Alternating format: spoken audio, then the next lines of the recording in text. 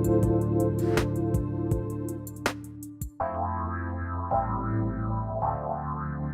everybody, welcome. It's so great to have you tune us in and turn us on. Thank you so much for all of that.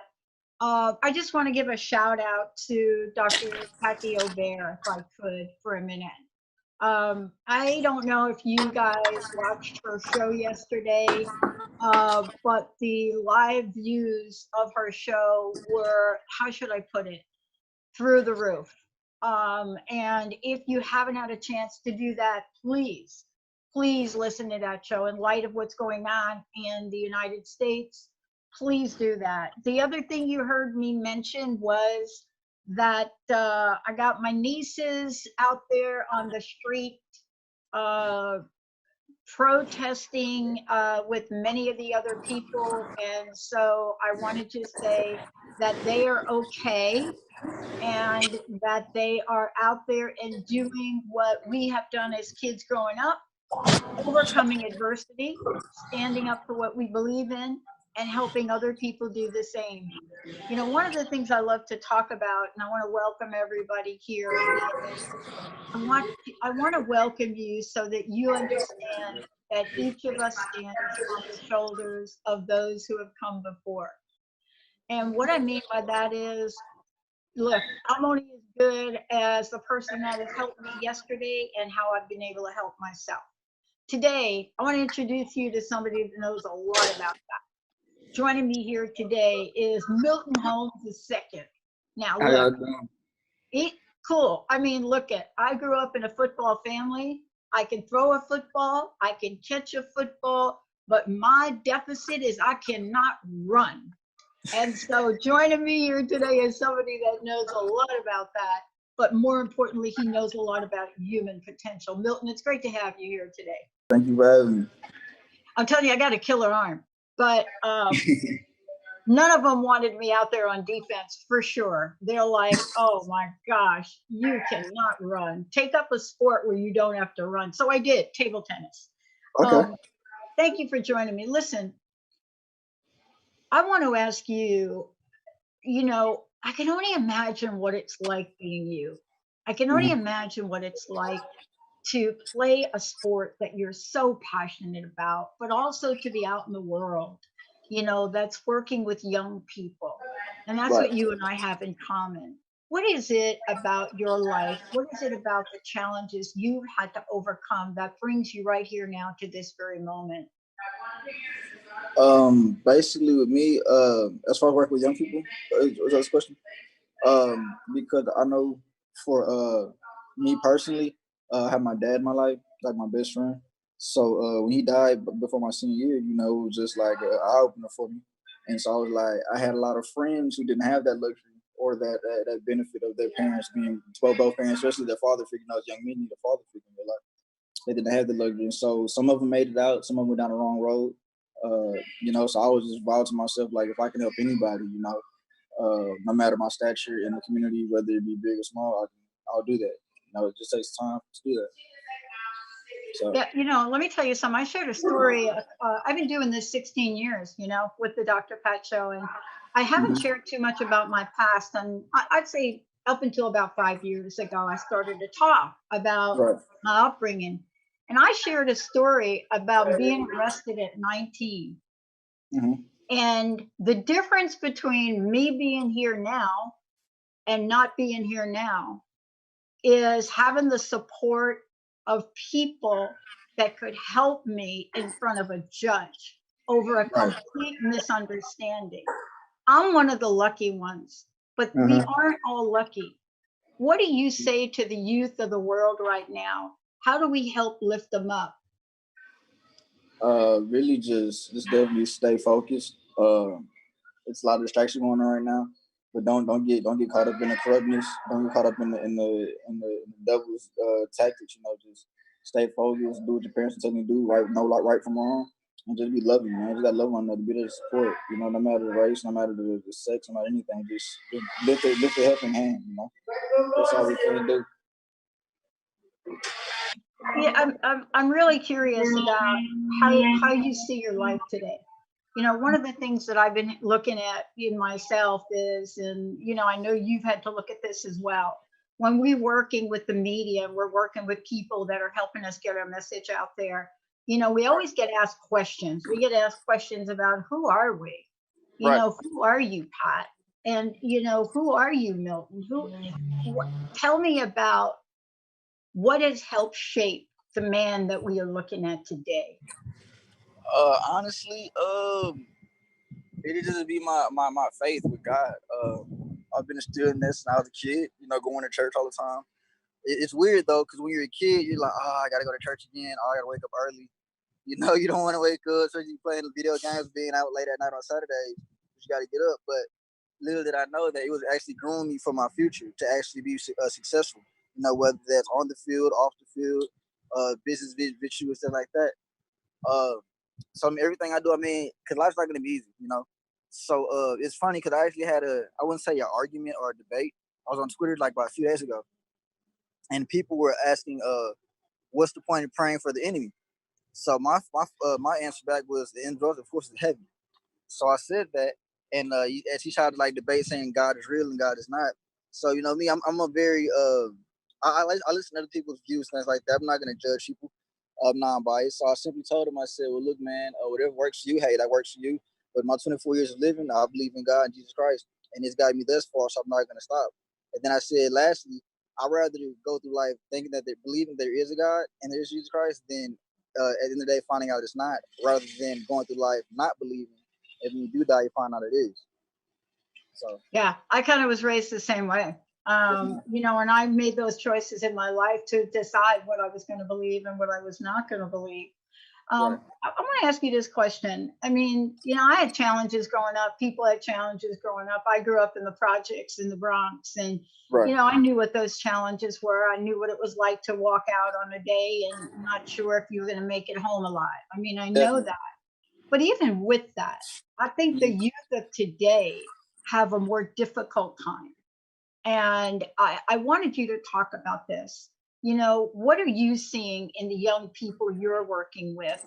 And, what are you telling them to move past what's in front of them? Right. What is on their radar right now?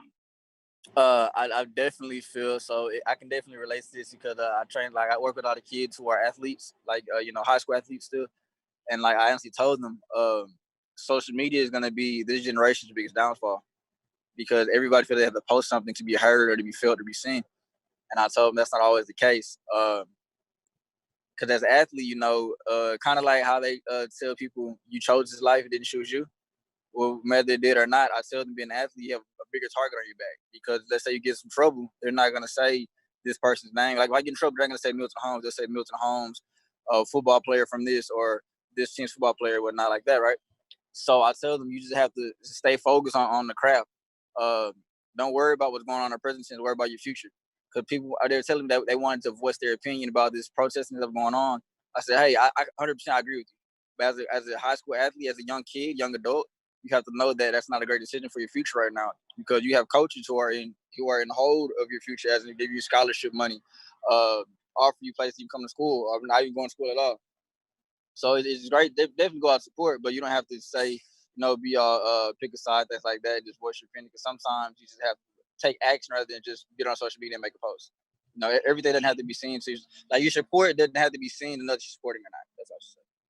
Yeah, I think that's you nailed one of the greatest challenges we have right now. And here's the way I hear it from a couple of the young folks I work with, right? What Right. they say is, look, I know what I believe inside. I know what I want to do. I know what it means to stand for something. Correct. But the flip side of that is I know that if I'm caught in the wrong camera shot or I'm caught here, I'm caught there, right? How it could affect me for the rest of my life. It's a Definitely. very tough place right now for, I Definitely. think, young people to be. Very tough place. But yet at the same time, you know what it's like to be a tough place, don't you? Yes, most definitely, most definitely. Especially where I grew up at. I'm from this. We have like a neighborhood called Acres Home. It's not one of the best neighborhoods. A lot of people, a lot of my friends, we have fortunately made it out. We're doing successful things in life, things like that. Also, after I was like 4 years old, moved to an area called Greens Point. The tourist in Houston is called Guns Point, because like it's a lot of shooting going on, a lot of killing going on, a lot of stealing, robbing, a lot of bad things going on. And I kind of much like just lived there till like all the way through college and things like that. Um, I just say I'm very fortunate. I'm very blessed to have been able to get out there and like go to college and see things and have great experiences and network with a lot of great people.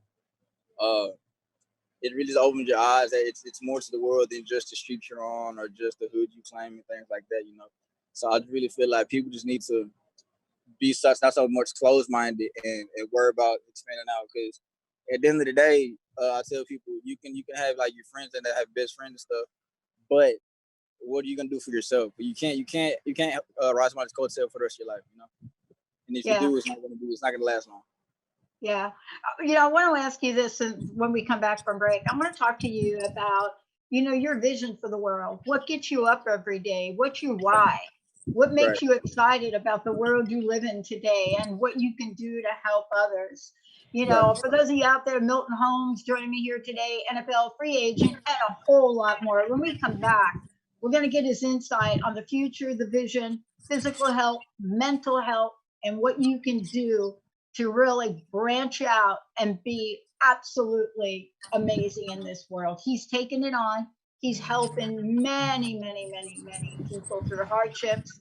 And some days, you just need somebody to help push you up. Let's take a short break. We'll be right back with me, Dr. Pat, and Milton. We'll be right back.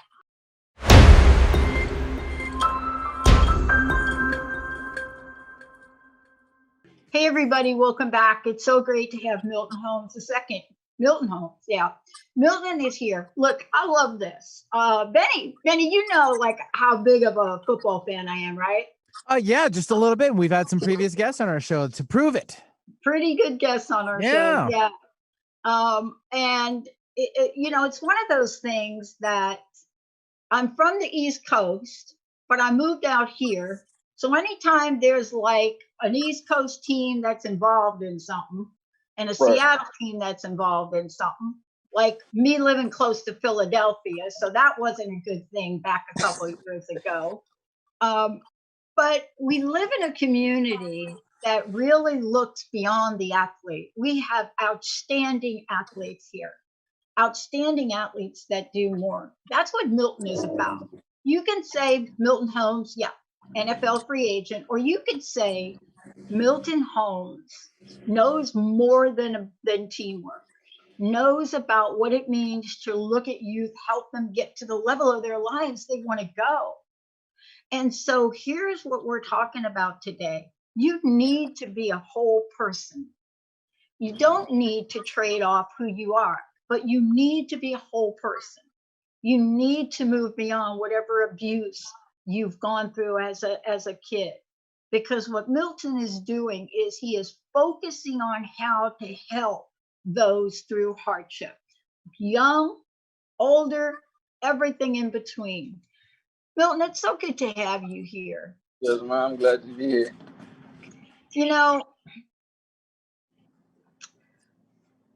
There's a couple of pictures that are circulating of me and Jessica right now. And we participated in a music video about love with Tata Prince.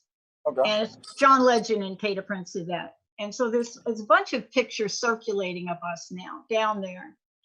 And when I look at those pictures, I think about what shaped me as a human being. You know what I mean? I'm really starting to reflect on it. Maybe I'm getting older and I'm just like, dude, like, what's your life about? Mm-hmm. Well, what shaped you?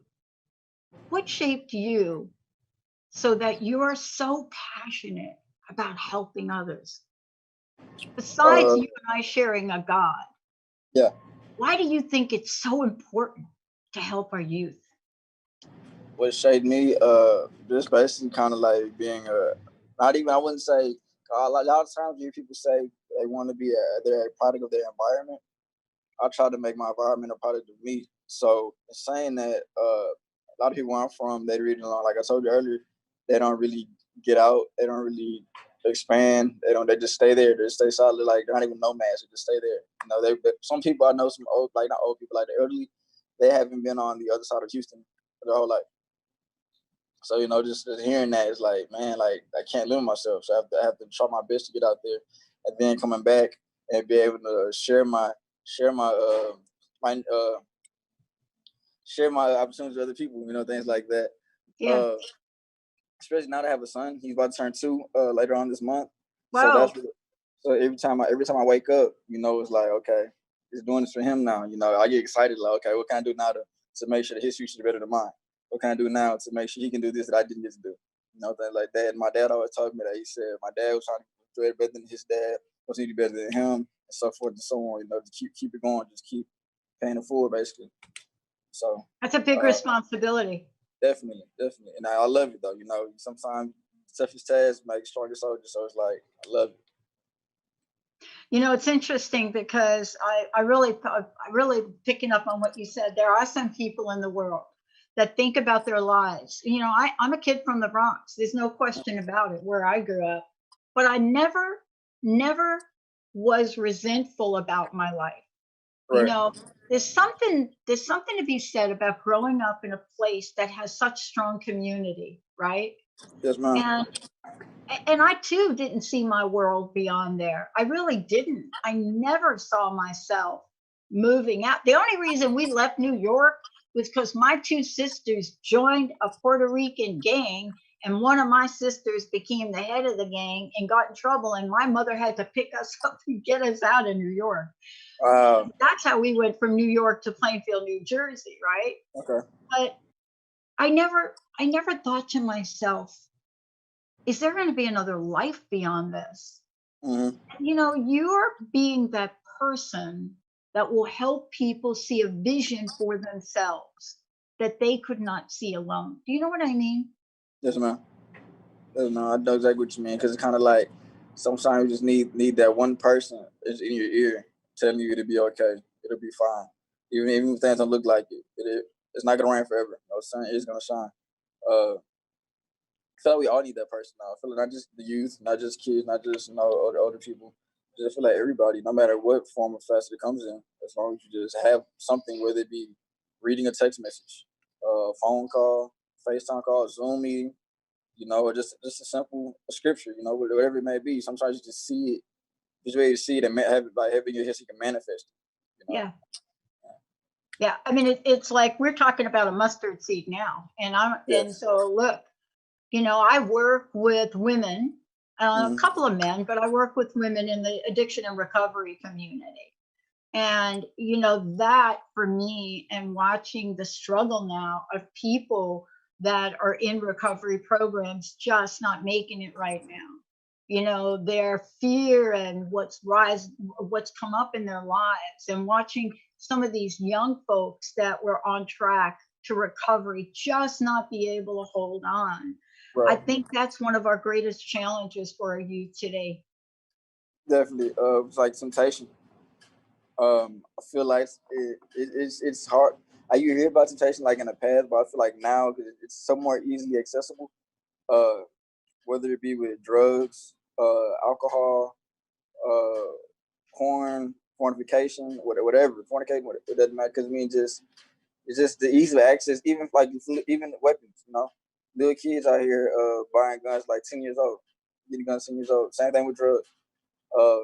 But like us, like you both say, you just have to have somebody in your corner that's gonna trust in you, that's gonna believe in you, that's gonna be able to help you when you stumble and pick you up when you fall. Because without that, it's like, well, nobody cares about me, so I'm gonna do anyway. You know? Yeah.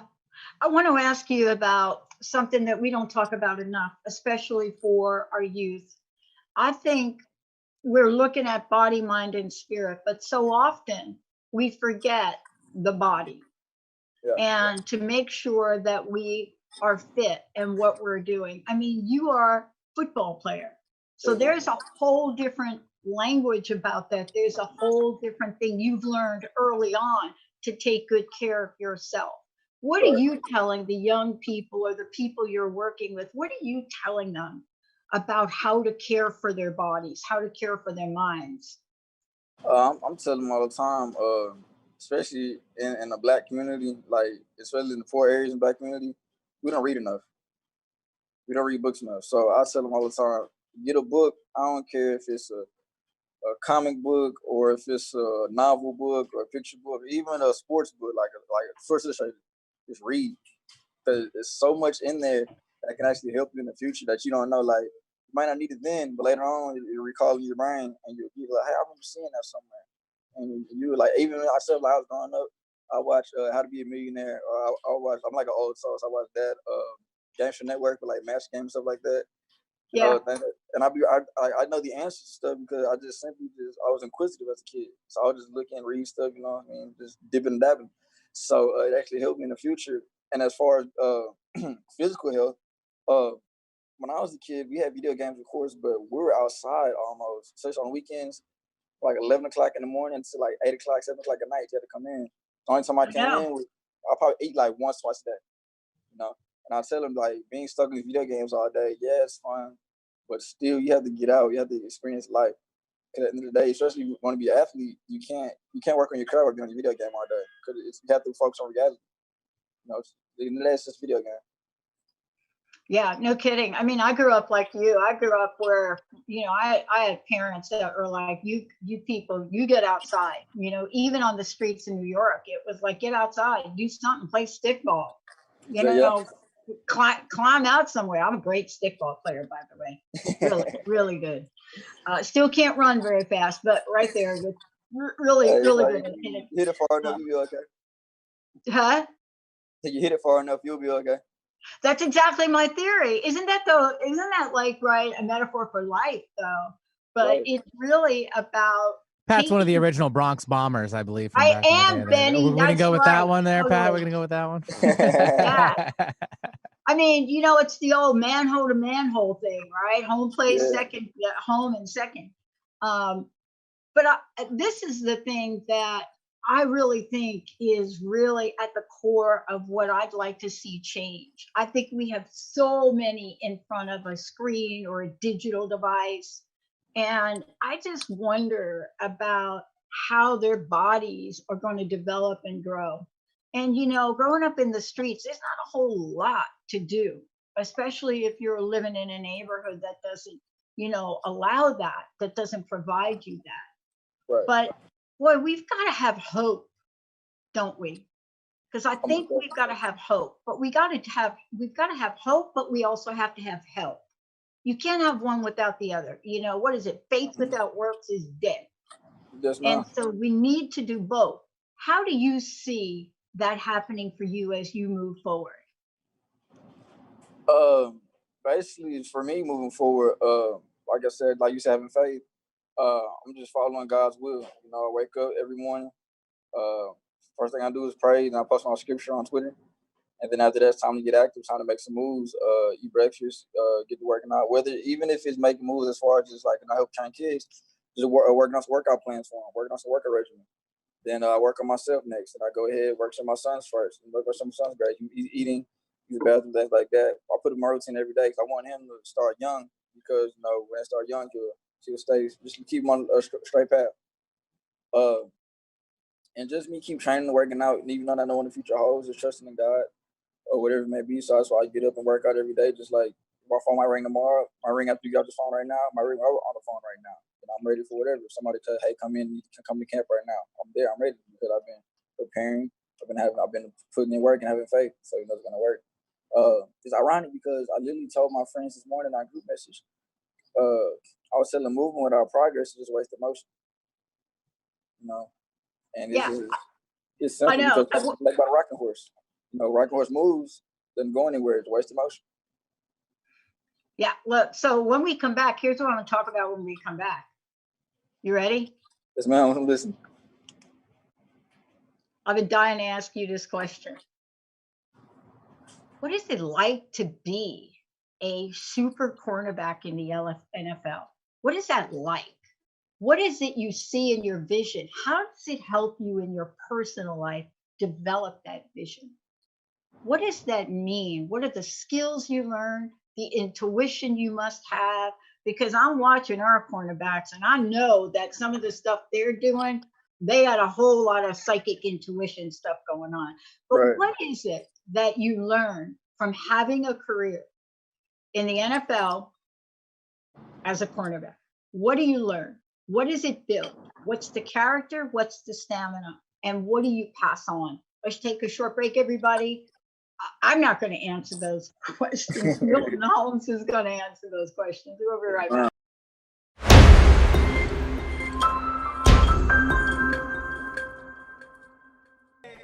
I love that, Benny. That's a music video we did. That's so I believe, cool. yes. And you made a cameo in the video online. I You made guys a can check it out. cameo. You did. And it was like at 1 minute and 30 seconds. If anybody else wants to go look and see Dr. Pat live on a Yeah, music. we all made these cameos in it. Yeah. I think Beyonce's parents got a little bit more time and maybe a couple of other people, but that wasn't the intent of the video. It was real, of course, John. Of course, right. Yeah. Well, don't let them stop you, Pat. You can still do your own thing. Here's what we're gonna do about it. We have got like over 100 pictures and other videos, and we're gonna create a little video to keep the momentum to love one another moving forward.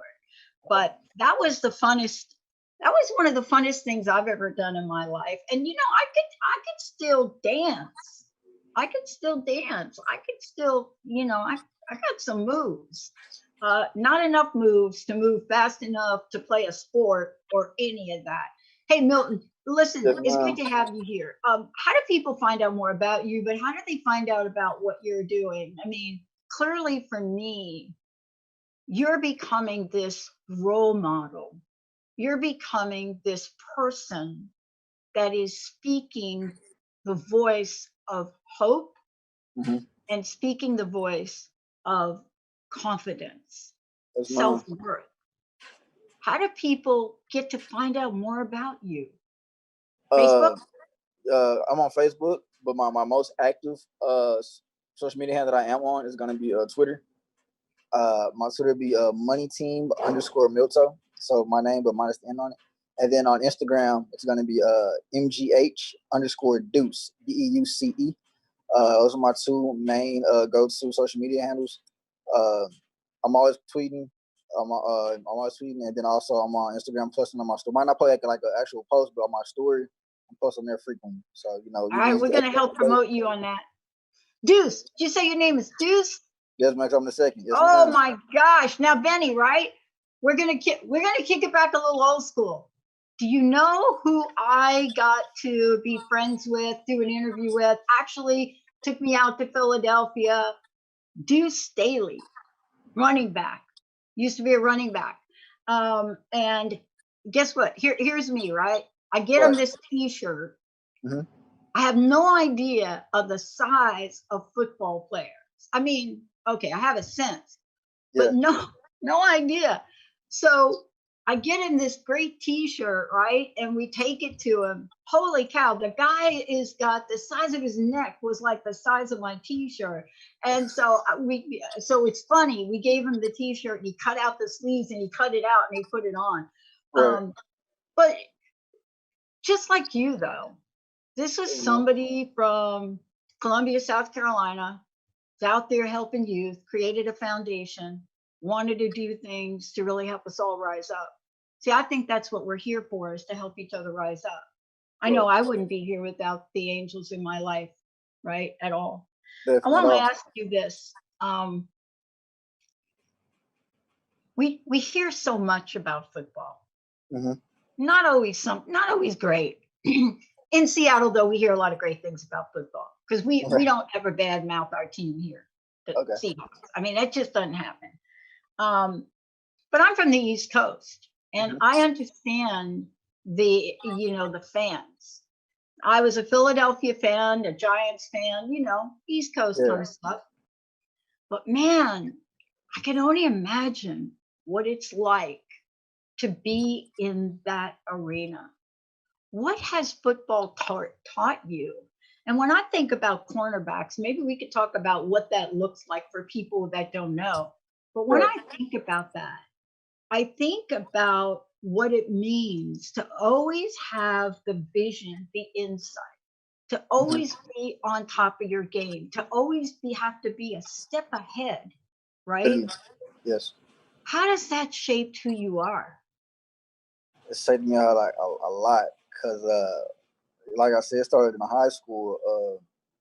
without football, I wouldn't be who I am today. I mean, people try to say, "What do you?" I guess I'm more than an athlete, more than a football player. But if we're being honest, football kind of shaped my personality. Uh, my being driven to reach my goals, my maturity, my loyalty, and also just being consistent and persistent. You know, because like I told you, after my dad died, just going in my senior year, my dad died. It was like I was going to give up, but I had my coaches, my teammates, and just my family were like, and then football was there. You know, football never left. No matter what happened in my life, football was always there.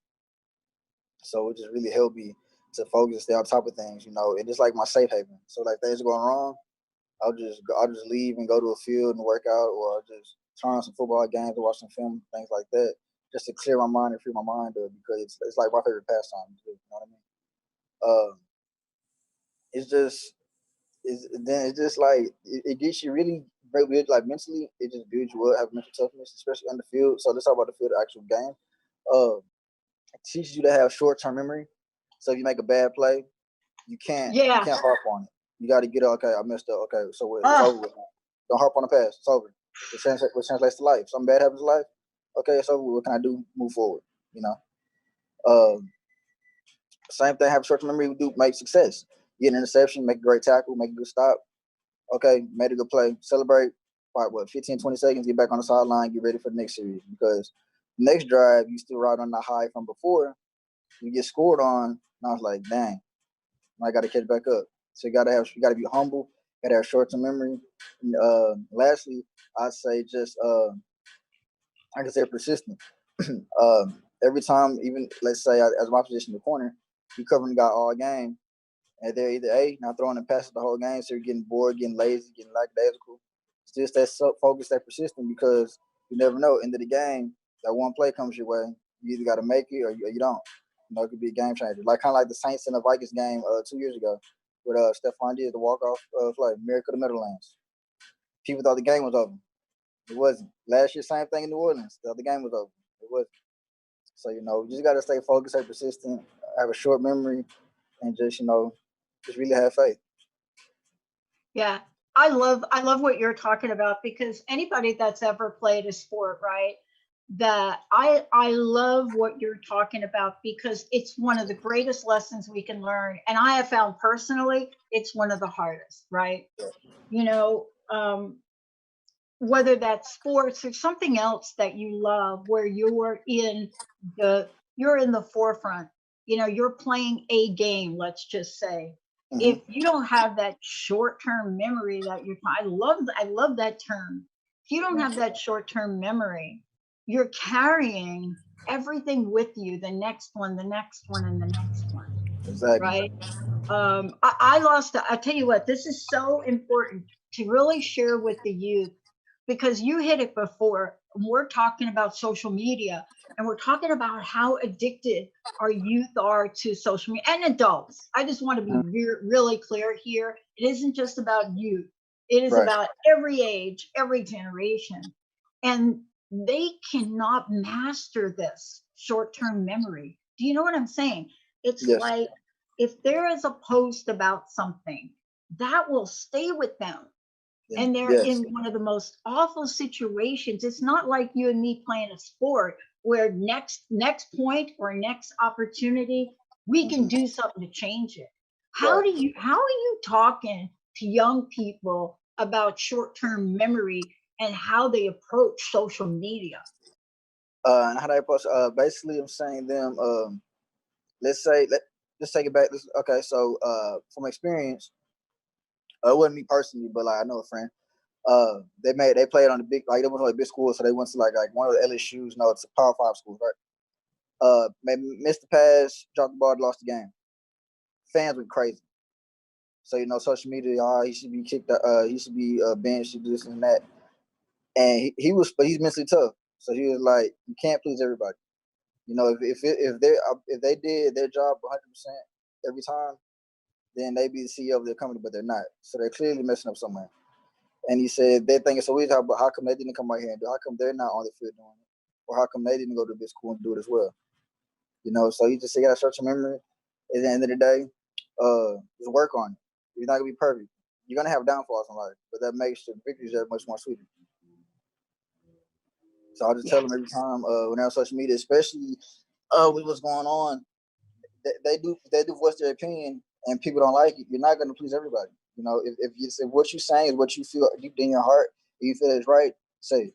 And don't have any regrets. Because when you have regrets, then that's when you start backtracking, and then you lose credibility for future things you might state on. You know, look, I want to make sure everybody knows what you're planning for your future. And let's talk about you for a minute, if we could. Yes, ma'am. I am so thrilled about the message you're bringing to the world. I really am so thrilled. We need this kind of leadership, right? What is this future for you, Mr. Holmes? What is your future looking forward? What do you see for yourself? How do you envision your next, dare I say it, move? I got you. I like that one. I had to do that. I'm sorry. Yes, but no worries. So my next move, honestly, is waiting to this all this BS and thing. I won't say BS, but I say BS. I'm referring to Corona. All that dies down. Hopefully, we come to a great outcome with these protesting and this movement for the Black Lives Matter movement. Everything is justified the correct way. Then after that, hopefully CFL comes back, get these tryouts, workouts going, and then I'll be in the CFL by September. And if not, then hey, my next move is gonna be coaching. Just keep training the youth, to keep inspiring them. Because at the end of the day, it's bigger than me. You know, it's always bigger than yourself. And I feel like we have to attack each day like that. Like, not only what can we do to get ourselves better, what can we do to help others get better? Because we're a world, we're a community. We stand together. If we stand together, we'll be great. United we stand, divided we fall. So yeah, the other day somebody was asking me how I felt about one of my role models passed away here 3 days ago. Okay. A man that taught me more about activism. Mm-hmm. I mean, I had a good start with my mom, my stepmom. Right. I mean, she was just crazy. She was Right. just, I mean, I don't even quite understand what shaped her to be the woman she was. Well, I'll tell you what shaped her. She had her first child at 12, second child at 13, because she grew up in the Deep South, and that's what women did. Yeah. But that wasn't going to be her legacy, you see. Mm-hmm. And she taught all of us, died way too young, and taught all of us how to persevere, how never to give up. And that to me is one of the most important things I think you can help people with. Mm-hmm. And I wanted to just ask you about this because when Larry Kramer died the other day, it was as if some people knew about who that man was. Some Right. people didn't. But I grew up on the East Coast, and I know that man did more to save lives of people that have AIDS than all over the world, not just AIDS in this country, but Mm-hmm. AIDS all over the world. Okay. And we learned from him. We learned a new way. I want to ask you this question. How do we stand in our power? How do we do that in peace when sometimes we just don't want to? See, that level of discipline, I'm so glad I got. But, I've been known as a coach. When there's an unhappy play, I've been known to climb up the backstop playing softball. Mm-hmm. That was me a bunch of years ago, but I've mellowed out. How do we stand for what we believe in this day and age? It's hard. I'm not gonna lie to you. I know. I heard you take that deep breath right there. And me being young, it's hard for me still. I'm not perfect at it. I try. I mean, my biggest test right now is what's going on with George Floyd. It's so many ignorant statements I'm seeing on social media that you just wanna get into it. But my dad always taught me, if you argue with a fool from a distance, you can't tell what a fool is. That's right. So don't even waste your time with people like that. And then another thing is just that you can't change hearts. If that's what they feel in their heart, that's up to them and God. It's up to them and who they believe in. Not everybody believes in God, so it's up to them and who they believe in. And so just like at the end of the day, all you can do is pray for them. Pray for them and just keep doing what you're doing. Don't shy away from what you're doing. If anything, attack it harder. And then just hope that you will be heard. Just hope that their vision, that third eye will be open on them. That they'll, okay, hold on, well, maybe this is making sense, you know? And then just respect other people's opinions too. Respect them as much as you want to be respected. Even though it might not seem like something you want to do, you just have to do it. So that's what Jesus would do at the end of the day. So. You know, these are, I think for all of us, these are times we're living in right now. And I would be remiss not mentioning George Floyd. You know, I know for myself and the people that are here and out, we have captured the best of us and the worst of us. Right. But what we're really capturing in the world now, what the world is watching people come together. Yes. Now, earlier I mentioned to you, in Seattle, we had two really completely opposite events happen here a day or two ago. Okay. Yesterday, we had police in Seattle, I think it was Seattle. It was either Seattle or Tacoma and Portland kneeling, right? Right. Some of the sheriff's people kneeling with the protesters. On the other hand, in Seattle 2 days ago, we had a police officer literally with his knee on a protester's back of a protester's head. Now, let me say this. That protester in Seattle, as I tried to explain the demographic in Seattle, you know, I come from a very diverse neighborhood in the Bronx and my sister in Yonkers. Seattle is not quite that diverse. This was not a person of color that had his knee in the back of his neck. Wow. And I think this is where we are, where we have to make decisions about who we're going to become. Yes, Don't you find that that is the challenge for today's youth? But they are finding an extraordinary voice right now that, you know, people that take surveys on this, Milton, people that take surveys on our youth, they have come out and said things like they are complacent, they don't care. I think we're getting a different view of people today. What do you think? I feel like in some aspects that is definitely a valid statement about them being complacent and not caring, but then in other aspects that they are caring. They are taking initiative now. I'd say actually before this protesting things, I'd say it was fair to say that they were complacent, that they didn't care. It's simply because of you know, the voting turnout of the younger voters was going like down tremendously. You know, but now I feel like it's like a wake up call, and it's ironic. I was telling someone the other day. I said, you know, they always say history repeats itself. The 1920s was a tough time, like the Great Depression, things like that, and now some of the 2020s are a tough time. You know, but you know, I always said revolution shall be televised, but it's not even that we're living in it now. Like you walk outside, you're seeing it. You know, so that's definitely a wake up call. And I feel like even I know today at 3:00, gonna be one of the biggest, most organized protests here in Houston later on today. A lot of youth are gonna be there from social media. There'll be Blackout Tuesday they've been doing. There's a lot of youth taking part in that. You know, and might not be the traditional way like how it was back in the day or years ago, but that's the way now. And like you said, times change. So times are gonna change. Your way of doing things has to change as well. So that's their way of taking initiative. So I salute it, you know. You know, I remember growing up in this, and I'm a little bit older than you, not a whole lot though. I just want to say right there, but I'm just a little bit. And I grew up, and I was telling a friend of mine, and you know, she said, Pat, you know, you were one of the people that was down at Atlantic City burning your bra, and I said, you know, we were doing a march of some kind every week.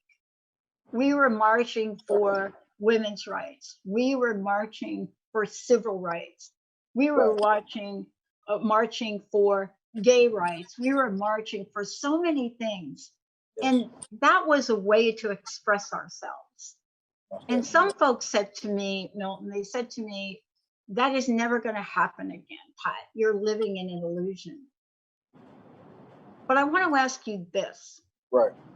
Are our youth hungry to express themselves?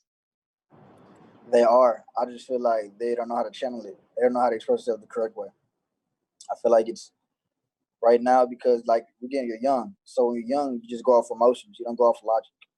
So I feel like they're just going off of emotions and the spur of the moment rather than logical thinking and what's going to happen. Because I was talking, like, my dad was born in 1939. So he went, I heard all the stories. He was there. He was living through all of these, right? So the marching and protesting was a great start, of course. But then it's like I was talking to my aunt and them, his sisters and his younger nieces, and everybody's telling us marching and protesting got us this far, but now we have to do something else to go past that. Because if not, it's going to be a rotation of circular revolution. You have to make one. We have to go a notch up, and they kept expressing to me, vote, vote, vote, and not just in these presidential elections, the midterm elections, Across the board. because that's what determines the district attorneys, your sheriffs, your judges, your governors, mayors, councilmen, representatives, senate. Because truly, I feel like they should let go of the electoral college, not to be too political. Because I seen the voting. Hillary Clinton won a popular vote, which is of the people. But the electoral college, Donald Trump won that. So I feel like, why are we voting for the president if our votes don't matter? Only the electoral college votes matter, which is our representatives in the Senate. So that's the most important election for us out of the whole community. Yeah. By far, we need to do something different here. We certainly need to at least minimally stop the redistricting that's going on. Yes. But I want to say, first of all, thank you for taking time out of your super busy day for joining us here today. No worries at all. I want to ask you just one last question. Would you just tell folks how they're going to be able to find out about you? And then I just want to know what you want to leave us with your personal message. And by the way, I uploaded a picture over here on Zoom of that event. So how do people find out about you? Like I said, Twitter, money team _Milto. And Instagram is going to be MGH _ Deuce. My Facebook is going to be Milton Holmes II. And message I want to leave everybody with today is just simply just love everybody. Just love one another. No matter what, just trust in your heart, love one another, and just treat others the way you want to be treated, whether it be a different sex, different race, different whatever. That's really it. Just be humble and set a goal in mind and achieve it. I'm telling you, humility is going to be the cornerstone for how we come out the other side of this. And by the way, if you want to see that video, Love One Another, is that what you said? Go to YouTube and look up Love One Another, the video with John Legend and Tata Prince. Check that out. Thank you. Hey, look, I wish you the best. I hope you keep in touch with us and let us know about how we can continue to support you and what you're doing. Yes, ma'am. All right, I'll tell you, everybody, this is what I love to do. This is why I love to do it. Thanks to people like Milton Holmes. Thank you so much for today, sir. No problem. Thank you for having me. All right, let's take a short break, everybody. We're not done yet. We still got more talking to do. We'll be right back.